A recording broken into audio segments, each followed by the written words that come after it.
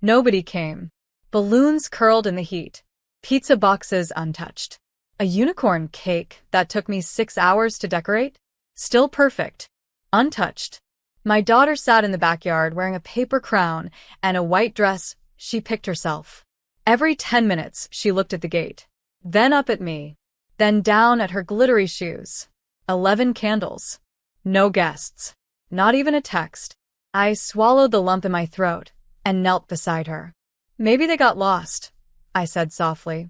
She nodded, but I knew better. Because this wasn't the first time. They didn't forget. They chose not to come. A week later, my phone pinged. Mom. The same woman who didn't call, didn't show, didn't even like the photo I posted. Text message. You're invited to Eliza's Sweet 16. Theme, luxury lavender. $2,100 per person. Venmo me. No apology. No explanation. Not even a fake excuse. I stared at the screen, fingers trembling, pulse flatlining into fury. That night, I sent exactly $1. Memo. Congratulations. That's all you'll ever get from me again. Then I changed the locks. Blocked every number. Erased every group chat. 3 days of silence. Then, 2 days later, I opened the door in pajamas and a robe, to flashing lights. 2 police officers. Ma'am, are you redacted? We received a complaint from your mother. My stomach flipped. I blinked once, then stepped aside, calm as ever. Because this time I wanted a record. I'm sorry, what was the complaint? I asked. The officer checked his clipboard.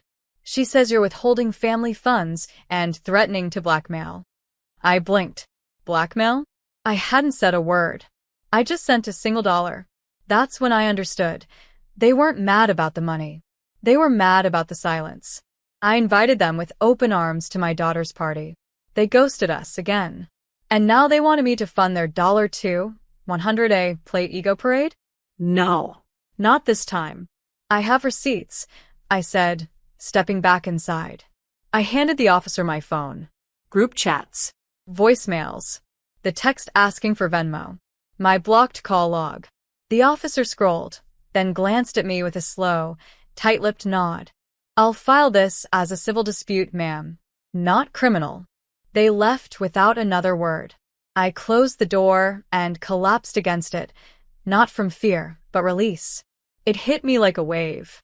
They really would have let me fund their lives forever. As long as I kept my mouth shut. As long as I smiled. As long as I kept swallowing my daughter's tears and saying, they love us. They're just busy. Not anymore. I made 2 calls that afternoon. To my lawyer, asking about trust restructuring. To my therapist, asking for help navigating toxic detachment. But the 3rd call, that came at 7:44 p.m. My cousin Mia, whispers in her voice. They're planning something. I overheard your mom and aunt talking about ruining your reputation before the Sweet 16. My heart paused. I looked out the window and quietly said, let them try. This time, I'm documenting everything. I didn't sleep that night. Neither did my daughter. She sat cross-legged on the couch, sketching quietly in her notepad, eyes dimmer than usual. I asked what she was drawing. A party, she mumbled, where people show up. I nearly broke, but I didn't. Instead, I stood, kissed her forehead and whispered, we'll make one. The next day, I drove straight to the Garnet Ballroom, the exact venue my family had booked for the niece's $100 head Sweet 16. It was still under pending final payment. I asked the manager what the refund policy was if the pair backed out. She raised an eyebrow. Then I showed her the lease. They had used my business credit as backup collateral. Classic. I smiled.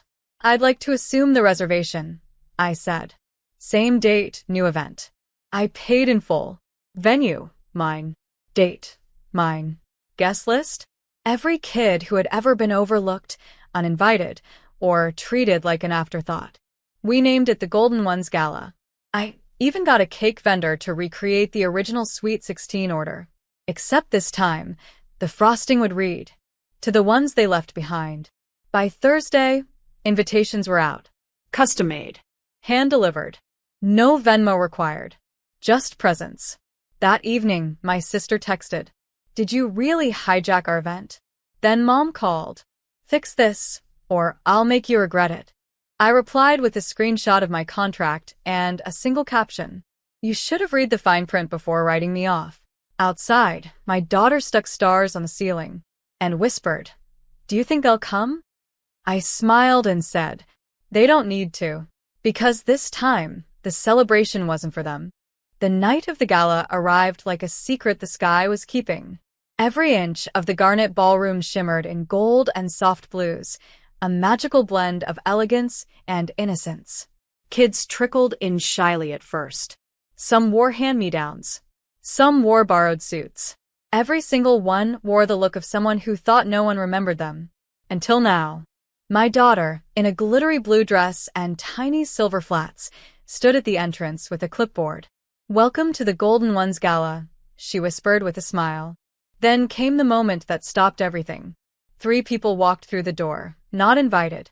My mother, my sister, and my niece still dressed for her sweet 16. They paused at the entrance like they owned it. I calmly stepped forward. "Sorry, this is a closed event." "You can't be serious," Mom hissed. "This was supposed to be our party." I smiled, reached into my clutch, and handed her something. A glitter-covered envelope. Inside, a printed screenshot of her original invite, the Venmo request, and my $1 reply. "Looks like you already got your celebration," I said and turned away. Security didn't need prompting. They didn't yell. They simply redirected. As the doors closed behind them, my daughter stood beside me, watching. "Was that rude?" she asked softly. "No," I said. "That was called boundaries." By 9 p.m., a video of the gala had gone viral. One of the guests, a local teen vlogger, live-streamed everything. Caption: "The most beautiful party I've ever been to, and none of her family came. Except the one that mattered." Comments flooded in. My phone buzzed with messages. But for once, I didn't check them. Because inside this ballroom, my daughter was seen. And that was worth far more than $2,100 a head. By morning, the messages turned to threats. "You embarrassed us publicly. Delete that video. We were family before this circus." I ignored everyone. What they didn't know was this. I didn't post the video. The teen who did? Her father was a local reporter, and his morning article headlined, "Single mom throws party for overlooked kids, turns her daughter's pain into joy." Then came the interviews, the podcast features, even a small grant from a local nonprofit who wanted to sponsor next year's gala. My daughter asked shyly, "Can we do it again?" I said yes, but with one condition. No guest lists with people who treat your pain like it's invisible. She nodded. And that's when it happened. 2 days later, a police car pulled into my driveway. My heart dropped. My daughter's fingers wrapped around mine, her eyes wide. I stepped outside. "Ma'am, we received a report of suspected fraud and child endangerment from a family member," the officer said, reading off a complaint. My chest clenched. Child endangerment? The same woman who mailed me a $2,100 invoice now wanted the state to punish me for joy? I asked one question. Was the report anonymous? The officer hesitated, then said, "Not exactly." He handed me a name. My mother's name. My pulse steadied. I looked him in the eye. "Would you like to see the event footage, officer? Or the article? Or the verified receipts?" "I have everything logged." He nodded slowly. "Actually, yes. That would help a lot." I opened the door. Behind me, my daughter whispered, "Is this because of the party?" I crouched down. "No, sweetie. This is because sometimes love makes people bitter when they can't control it." And today, I wasn't controlled. The officer sat on my couch with a pen, a notepad, and a surprising softness in his voice. He watched the video of the party, balloons, music, tables with hand-labeled names for kids no one else celebrated. He glanced at my daughter, playing quietly in the next room, coloring a picture of her and me under a big rainbow. "Ma'am," he said, "I apologize. We get these kinds of calls, sometimes vindictive reports meant to intimidate." I nodded, pushing a folder toward him.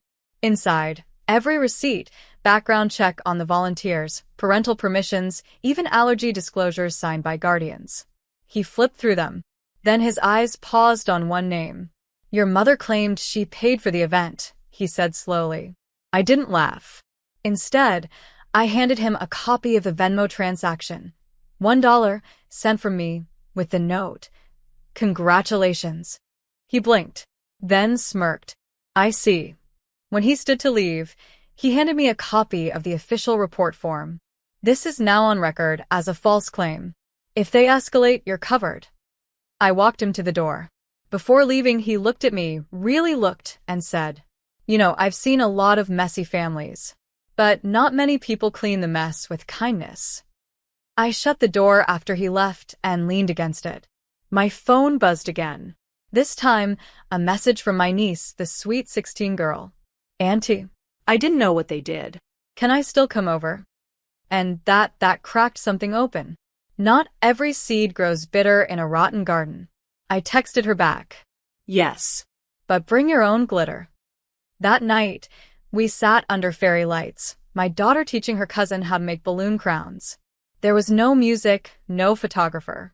Just real, untidy healing. 2 days later, my mom showed up. Not with flowers. Not with regret. But with a printed spreadsheet and a pen. Listen, she started, walking right into my living room. I've itemized everything. The party, the decorations, the food. If you just pay $1,050, you'll be invited again next year. It's fair. I didn't blink.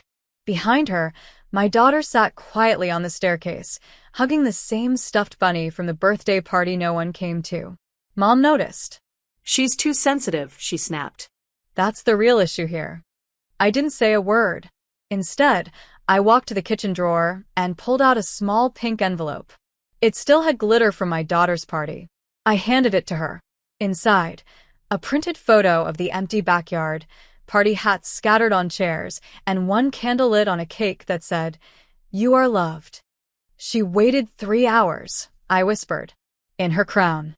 By the front door. My mother didn't open the photo. She just said, "It's not always about your feelings. Family is messy. But you don't turn your back." I looked at her. "No," I said softly. "But sometimes you close the door before the mess ruins what you've built." She scoffed. So, this is it? You're going to exile us. I smiled gently. I'm not exiling anyone. I'm protecting someone. Then I opened the door. She stood still for a moment. Then, without looking at me, she walked out. No screaming. No dramatics. Just the quiet realization that access had expired. That night, I deleted the group chat, changed my daughter's emergency contact to my best friend, and ordered glitter paper to send thank you notes to every vendor who stayed that rainy day, even when no one showed up. Some parties aren't for guests. They're for guardians of joy. Say next for the final part, where poetic justice lands quietly like a birthday wish whispered over an uncut cake. A week passed before I heard the knock again. But this time, it wasn't police. It was a courier, standing with a clipboard and a small, sealed envelope. Inside was a formal letter from my mother's attorney. Your refusal to contribute financially to the Sweet 16 event has caused emotional and reputational damage. We're requesting a settlement of $2,100 to resolve this matter amicably. I read it 3 times. Then I laughed. Loudly. Honestly. My daughter looked up from her coloring book. Is it another joke, Mom? I nodded, kneeling beside her. The kind that only gets funnier with time. That evening, I typed a single-page response on crisp ivory paper. Dear Counsel, I respectfully decline. Please inform your client that emotional damage cannot be claimed from those who never showed emotional presence. Attached is a Venmo screenshot of the $1 payment sent, with my final congratulations. Also attached, a photo of an 11-year-old girl blowing out candles in a backyard, surrounded by no one but hope. She deserved better. She will get better. This matter is closed. Do not contact me again. I signed it, Sealed it. Sent it. and for the first time in years, my heart felt weightless. Later that night, My daughter found an old invitation from her party. It still had glitter. Should we throw another one? She asked. I smiled. Only if you want to. She grinned. Only if it's just us. So we did. Just the two of us, a cake, and fairy lights strung in the hallway. She wore her crown again. And when she fell asleep, cheeks sticky with frosting, I whispered, "You are not anyone's backup. You are not invisible. You are the guest of honor in your own life."